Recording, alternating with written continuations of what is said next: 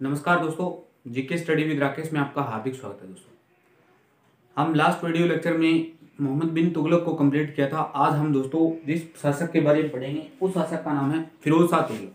दोस्तों, फिरोज शाह तुगलक एग्जाम के दृष्टिकोण से बहुत ही महत्वपूर्ण शासक है और लगातार यानी एमबीटी के बाद में अगर कोई तुगलक वंश पर सिंगल सवाल बनता है तो यहाँ से भी बनने का चांसेस रहते हैं, क्योंकि फिरोज शाह तुगलक का एक तो एक वजीर था। दोस्तों, वह सब कुछ वजीरों के कहने पर करता था, तो इसीलिए इसको वजीरों का स्वर्णकाल कहा जाता है। हालांकि पूरे तुगलक वंश को ही स्वर्णकाल कहा जाता है, लेकिन अगर पर्टिकुलर शासक का नाम देकर पूछे तो एफएसटी का काल था।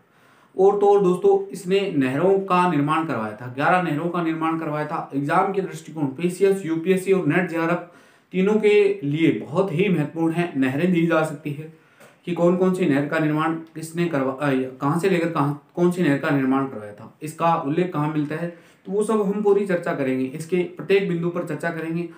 तो आपसे यही निवेदन रहेगा कि दोस्तों आप वीडियो को पूरा वॉच करें और अच्छे से नोट्स बनाएं, ताकि आपका कोई भी सिंगल सवाल गलत ना हो। दोस्तों, तो आइए दोस्तों हेडिंग डालते हैं, Firoz Shah Tughlaq.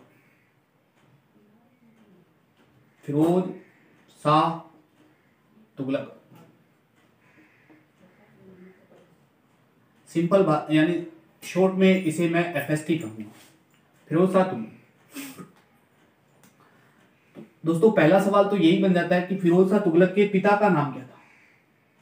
Who is the father of FST, यानी पिता का नाम क्या था, पिता कौन थे दोस्तों इसके। तो इसके पिता का नाम था रजब।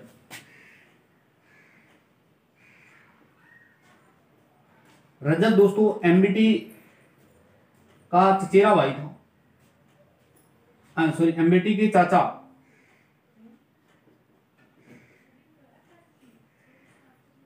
गियासुद्दीन तुगलक का भाई था। गियासुद्दीन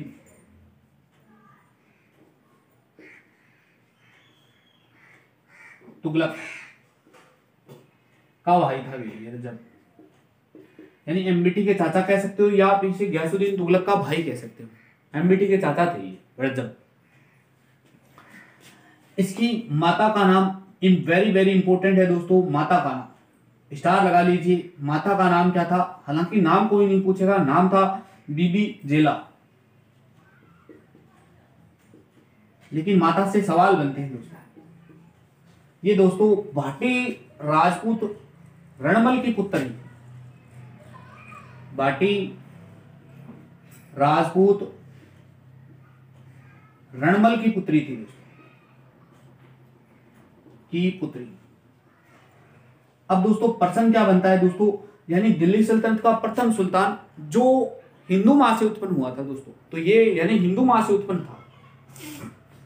भाटी राजपूत रणमल की पुत्री। एक ध्यान रखना दोस्तों, रणमल और कहां का शासक हुआ था, तो रणमल एक मारवाड़ का भी शासक था। ये भाटी है दोस्तों, भाटियों से अलग संबंधित है, जबकि मारवाड़ में राठौड़ वंश है। ये राठौड़ों में भी रणमल रहा है, इतिहास प्रसिद्ध है दोस्तों। और ये एमबीटी का चचेरा भाई था। एमबीटी का चचेरा भाई है, आप इसे यूं कह सकते हैं, क्योंकि एमबीटी के चाचा रजब का पुत्र है दोस्तों, तो चचेरा भाई हो गया दोस्तों। और इसका राज्याभिषेक,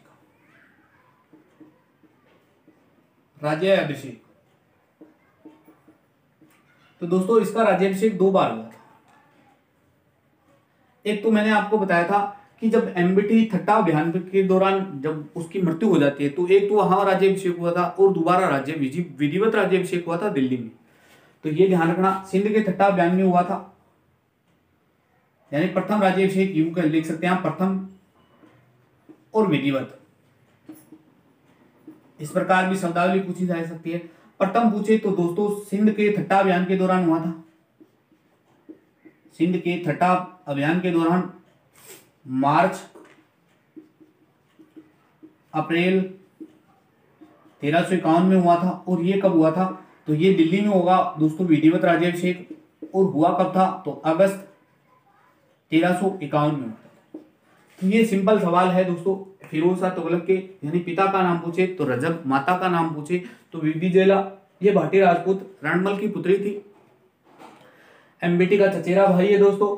राज्याभिषेक तो दिल्ली सल्तनत का प्रथम सुल्तान जिसका 2 बार राज्याभिषेक हो रहा है दोस्तों। ये बहुत बार एग्जाम में प्रश्न पूछा है। आगे हम देखेंगे कि कौन कौन ऐसे दिल्ली सल्तनत के शासक हुए जिनकी माताएं हिंदू थी। एक ये भी प्रश्न देख लेंगे कि कौन कौन ऐसे शासक हुए जिनका 2 बार राज्याभिषेक हुआ था। तो दोस्तों एक बार, हालांकि हम जब भी लास्ट में इसको एक बार में कवर अप कर देंगे, एक जगह आपको इकट्ठा करके बता दूंगा।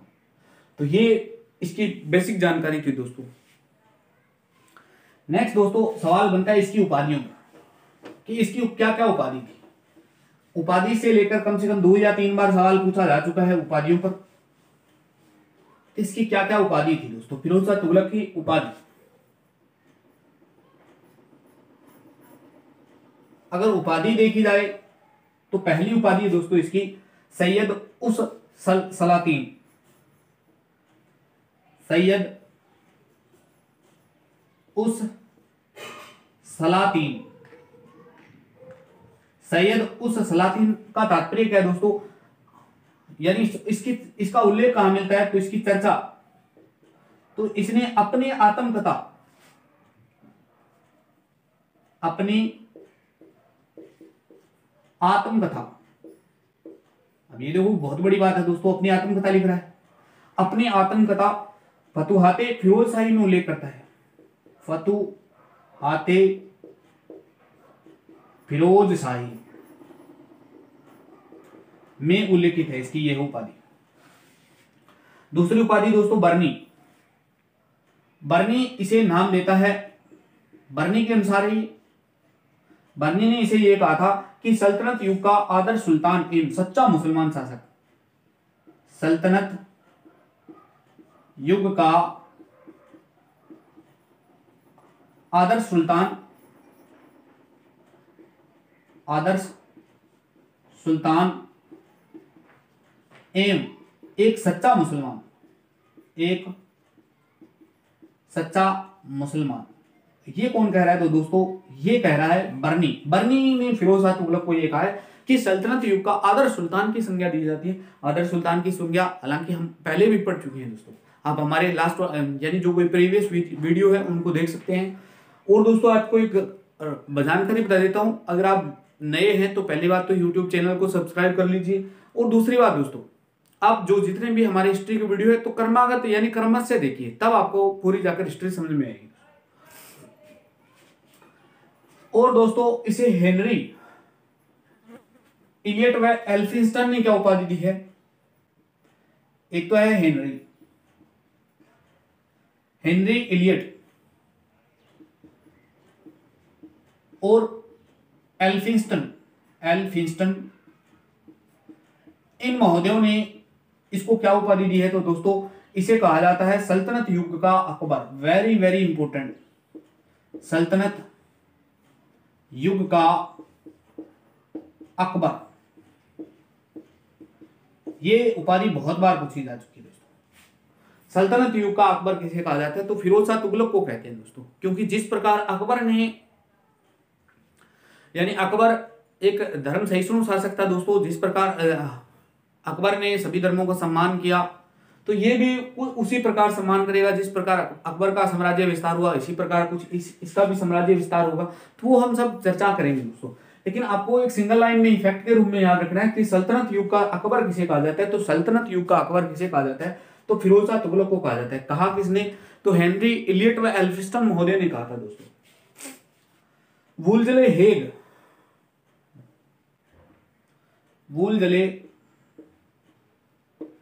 हेग महोदय इनको क्या उपाधि देते हैं, तो दोस्तों वुल्जले हेग महोदय ने इसे कहा जाए राज्य का अपहरणकर्ता, राज्य का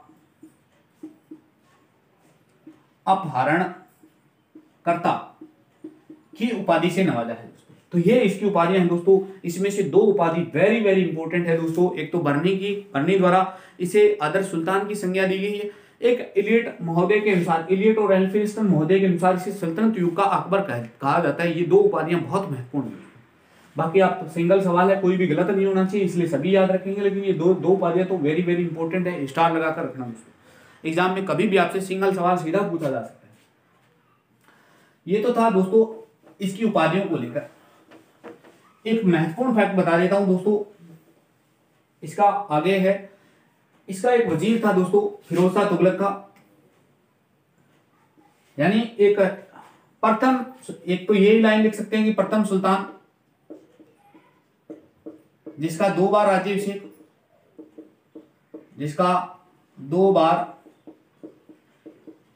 राज्याभिषेक हुआ। एक तो लाइन यही है इंपॉर्टेंट, और दूसरी लाइन क्या है दोस्तों, इसने समस्त राजकीय कार्य, इसने समस्त राजकीय कार्य, एक तेलंगाना यानी एक तेलुगु तेलंगाना का ब्राह्मण था दोस्तों, अपने वजीर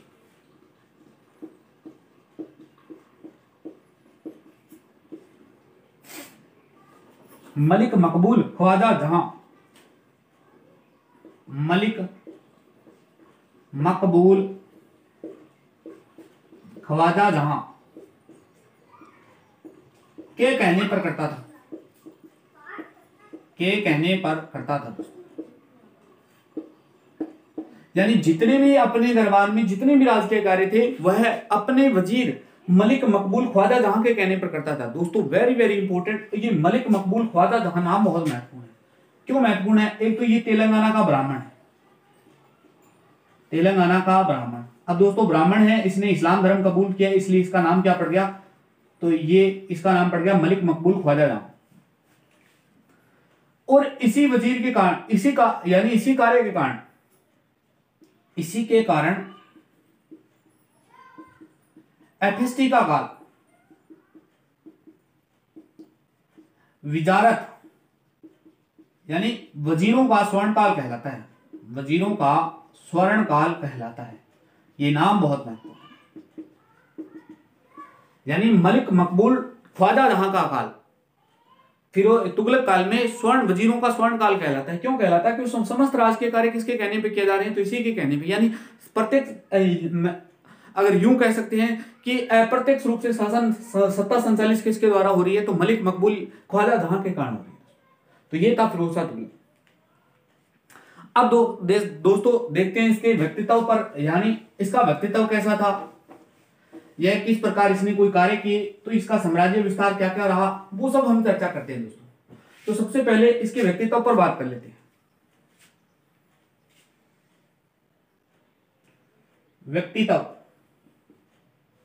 व्यक्तित्व पर चर्चा करें तो यह एक अयोग्य सेनापति था, अयोग्य सेनापति, यानी इसका सेना पर कोई कंट्रोल नहीं था, सेना पर नियंत्रण नहीं। अब जो अयोग्य सेनापति होगा तो उसकी बात कौन मानेगा भला भी, तो वह एक अयोग्य सेनापति था, यानी इसका सेना पर कोई नियंत्रण भी नहीं था। यह एक धर्मभीरु शासक था, यानी धर्म से बहुत डरता था, धर्मभीरु शासक है। और क्या है व्यक्तित्व में, तो दोस्तों हिंदू मां से उत्पन्न था, हिंदू मां से उत्पन्न।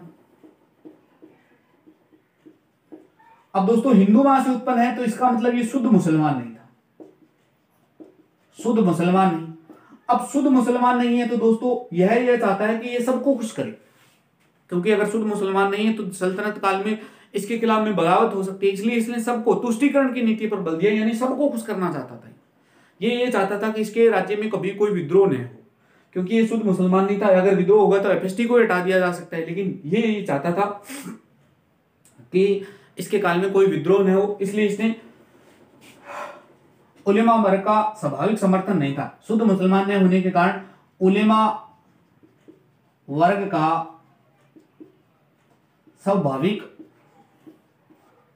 समर्थन नहीं था, इसलिए ये बहुत सारे निर्णय ऐसे लेगा जो सल्तनत काल में चौंकाने वाले होंगे और तुगलक वंश का पतन का कारण बन जाएगा फिरोज शाह तुगलक। कमजोर स्वभाव का व्यक्ति था, इसका स्वभाव बहुत कमजोर था। तो ये था इसका दोस्तों व्यक्तित्व, यानी यह एक अयोग्य सेनापति है। अयोग्य सेनापति होने के कारण इसका सेना पर कोई नियंत्रण नहीं था, धर्मभीरु शासक था, धर्म से बहुत डरता था, हिंदू मां से उत्पन्न था, इसलिए शुद्ध मुसलमान नहीं था। शुद्ध मुसलमान न होने के कारण इसे उलेमा वर्ग का प्रत्यक्ष रूप से समर्थन नहीं था, यानी स्वाभाविक रूप से समर्थन कभी नहीं मिला। और तो ये कमजोर स्वभाव वाला व्यक्ति था। तो ये था इसका पर्सनल व्यक्तित्व। अब मैंने आपको बताया कि ये शुद्ध मुसलमान नहीं है, उलेमा वर्ग का स्वाभाविक समर्थन नहीं है, तो इसने नीति अपनाई तुष्टीकरण की। व्यक्तित्व के बाद में देखें तो इसने नीति कौन सी अपनाई, तो तुष्टीकरण की नीति, तुष्टीकरण की नीति अपनाता है दोस्तों। अब तुष्टीकरण की नीति क्या है, तो दोस्तों इसने सबसे पहले किसानों को संतुष्ट किया, यानी सबको खुश करना, तो सबसे पहले इसने किसानों को खुश किया। अब किसानों को कैसे खुश कर रहा है दोस्तों, तो सार्वजनिक माफीनामा जारी करवाया था इसने, सार्वजनिक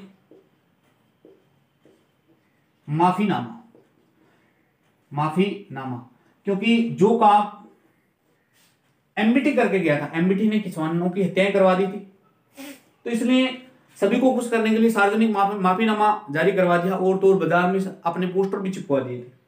सार्वजनिक माफीनामा कि सुल्तान पहले वाले सुल्तान से जो गलती हुई उसके लिए क्षमा मैं मांगता हूं, सार्वजनिक माफीनामा। इसका एक महालेखाकार था, महालेखाकार एक पद होता है दोस्तों महालेखाकार। इस महालेखाकार पद पर बैठने वाला था व्यक्ति ख्वाजा सदी के कहने पर 2 करोड़ टंका पूर्व के ऋण को माफ कर दिए, पूर्व के ऋण को माफ किया, और तो जो भी ऋण पट्टिका थी ना, ऋण पंजिका, उसको नष्ट करा दिया, ऋण पंजिका को नष्ट करवाया।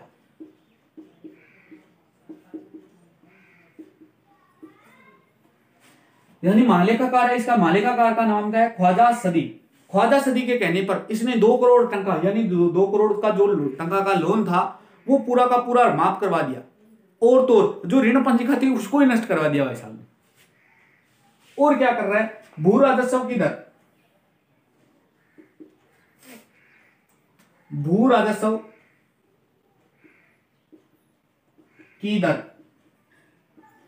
को 1/5 से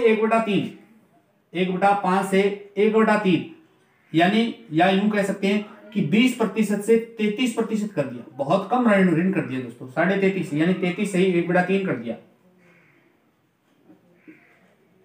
तो भू राजस्व घटा दिया दोस्तों इसने। और तो किसानों पर लगने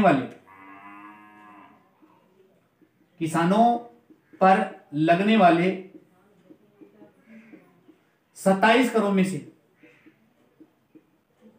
27 करोड़ में से करों को इस समय नाम दिया जाता तो दोस्तों अवबाव या कृषि उपकर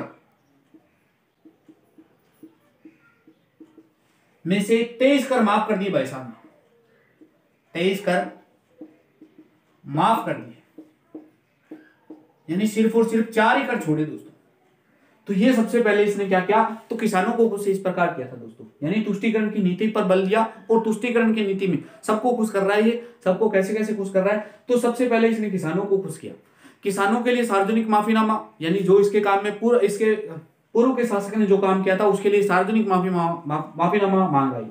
इसका एक महालेखाकार था, ख्वाजा सदी के कहने पर 2 करोड़ टंका का पूर्व का ऋण था उसको माफ कर दिया, और तो जो ऋण पंजिका थी उसको नष्ट करवा दिया। वो भू राजस्व की दर थी 1/5 से 1/3 कर दी, यानी 20% से क्या कर दिया, 33-33.5% कर दिया दोस्तों।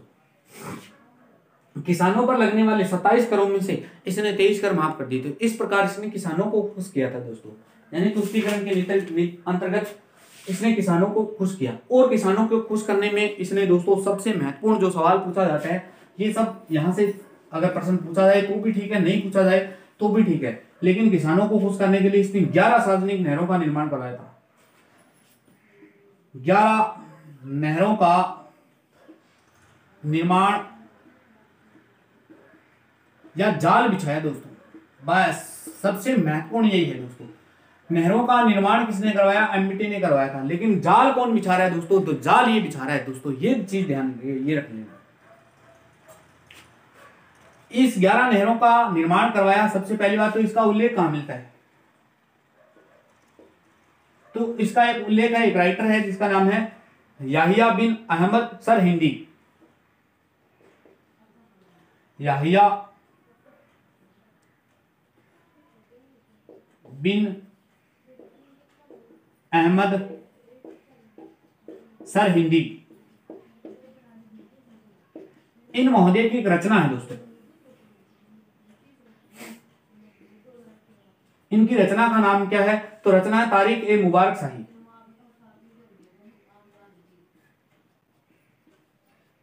मुबारक शाही।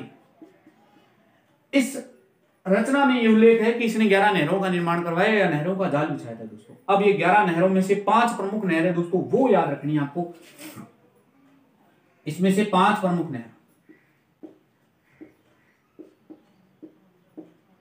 5 प्रमुख नहरें कौन कौन सी है दोस्तों? तो 5 प्रमुख नहरों में से एक पहली नहर है दोस्तों, मिटा देता हूं पूरा, अच्छे से लिखते हैं, यानी किसानों को खुश कर रहा है। और 5 नहरों का निर्माण, 5 प्रमुख नहरें हैं दोस्तों, 5 प्रमुख नहरें। 5 प्रमुख नहरों में से पहली नहर कौन सी है? तो पहली नहर का नाम है दोस्तों, पहली नहर है जिसका नाम है अलूग खानी नहर। अलूग खानी नहर। इस नहर की क्या कोई विशेषता है दोस्तों? तो बिल्कुल यमुना नदी से हिसार तक है ये, यमुना से हिसार तक फैली हुई है दोस्तों, पहली बात तो यही ध्यान रखना। और इसकी लंबाई है ना दोस्तों 150 मील है, बस दे रखी है, बाकी किसी की मेंशन नहीं है, तो आपको यह भी ध्यान नहीं रखना दोस्तों, 150 मील लंबी है दोस्तों। दूसरी नहर है रजवाही नहर। रजवाही नहर, इसकी कोई विशेषता?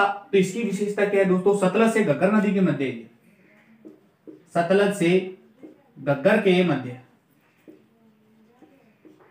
और इसकी कोई और अन्य विशेषता? तो ध्यान रखना 96 मील लंबी है ये, 96 मील लंबी। तीसरी नहर है दोस्तों, इसका नाम है सिरमौर पहाड़ी से हरियाणा के हांसी तक।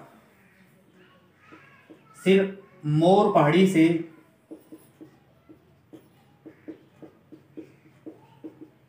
हरियाणा के हांसी तक,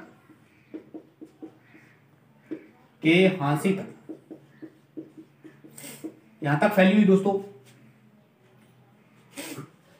घग्गर नदी से फिरोजाबाद तक। चौथी है घग्गर नदी से फिरोजाबाद तक,